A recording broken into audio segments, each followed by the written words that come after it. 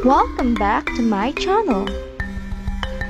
Sa video na ito, ipapakita ko ang aking version ng pagluluto ng chicken fillet a la king.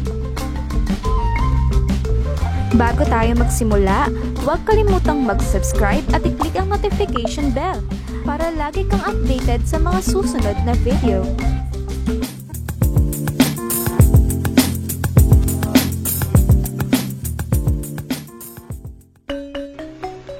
First step, hihiwain natin ang manok ng maninipis. Kailangan ay boneless ito at wala itong balat, regardless kung anong part ang gusto nyong gamitin.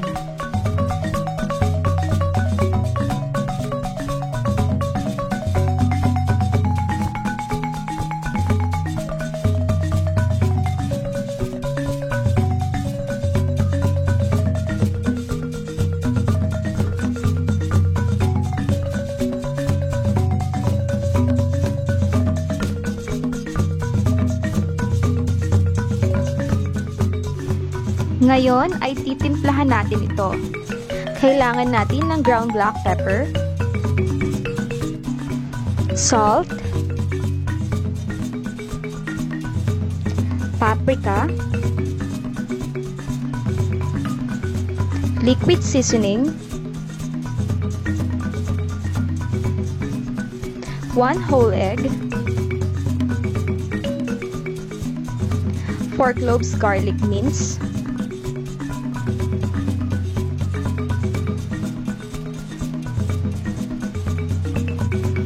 flour, and cold water. Haluin lang natin ito ng mabuti at i-marinate natin ito ng 3 oras.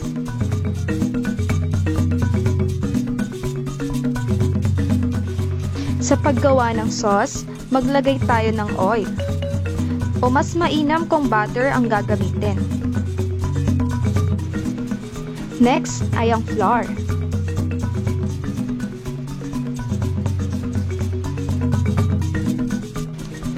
Haluin lang natin hanggang matunaw ang lahat ng harina.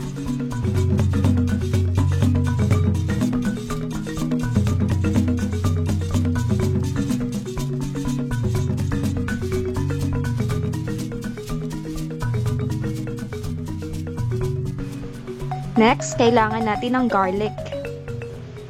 At hiwain lang ito ng maliliit.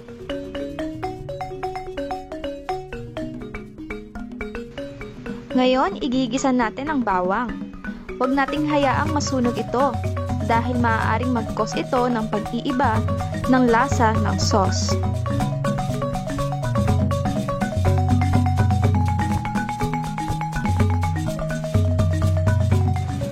Next, kailangan natin ng carrot. Ihiwain natin ito ng maninipis at maliliit. Mas mainam kung gagamitan natin ito ng mini chopper para mas mabilis.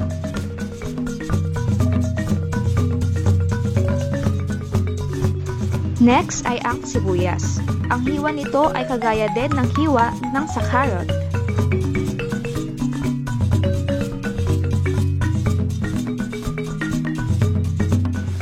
Ngayon, gigisahin lang natin ito ng mga 2 minuto.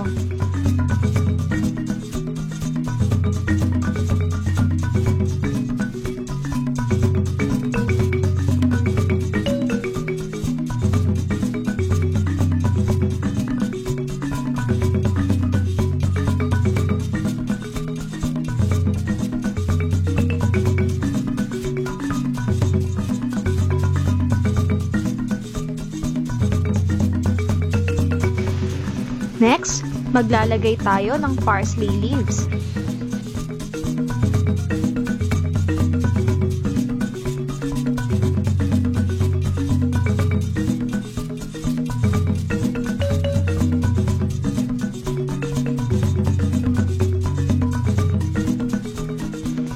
Kapag medyo tuyo na ang kanyang itsura, pwede na nating ilagay ang chicken broth dito.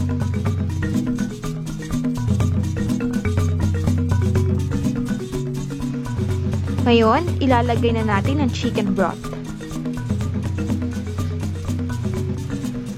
Huwag bibiglain ang pagbuhos nito. Kailangan ay dahan-dahan lang.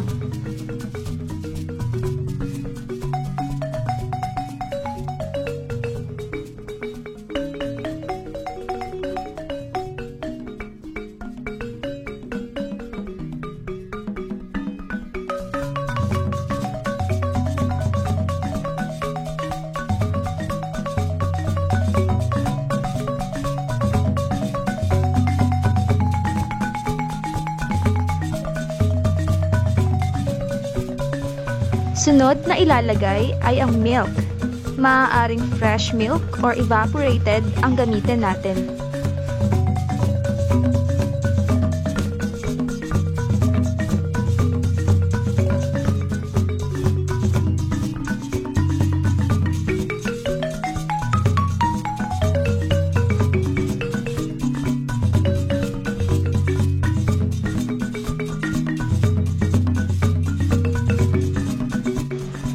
Maglagay tayo ng kaunting paminta. Haluin natin at hayaan natin kumulo ito.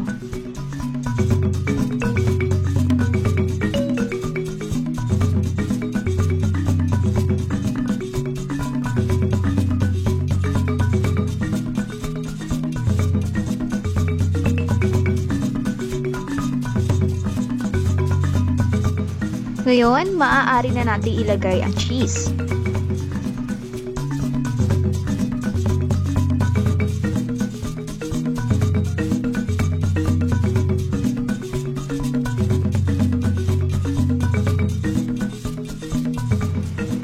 Haluin lang ito ng mabuti hanggang maging creamy ang sauce.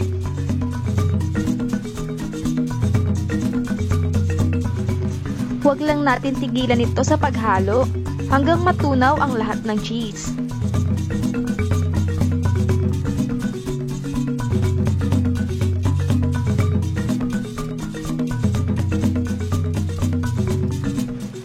Kapag natunaw na ang lahat ng cheese, creamy ang looks nito. Luto na rin ito at maaari na natin itong hanguin.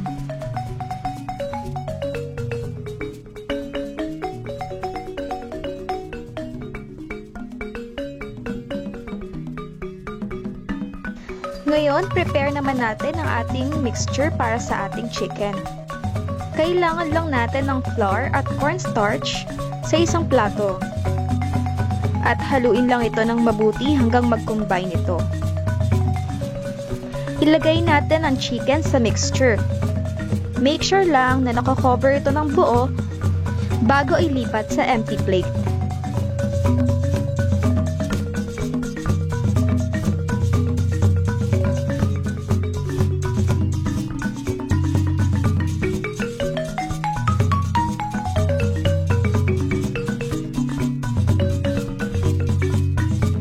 Ngayon, ready na to for frying.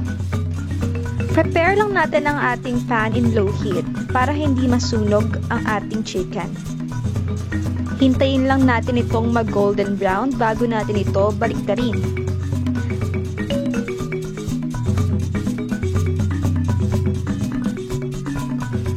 Ngayon, pwede na natin itong baliktarin.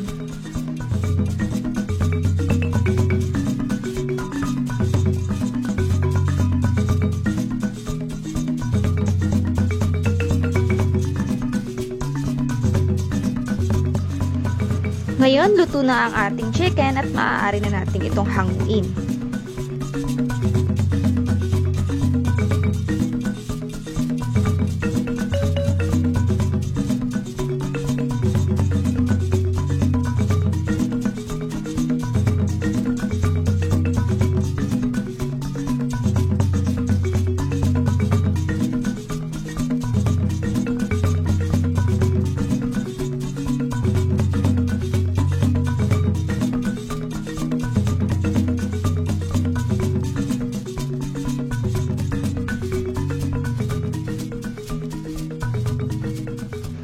Ngayon, ready to serve na ang ating chicken fillet a la king.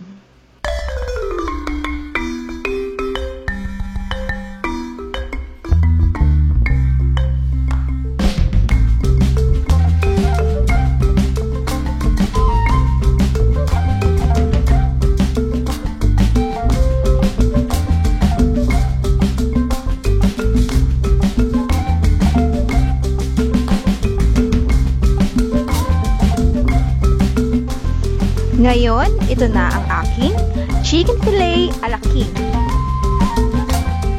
Don't forget to subscribe and click the bell button below to keep you updated for our next videos. Thanks for watching!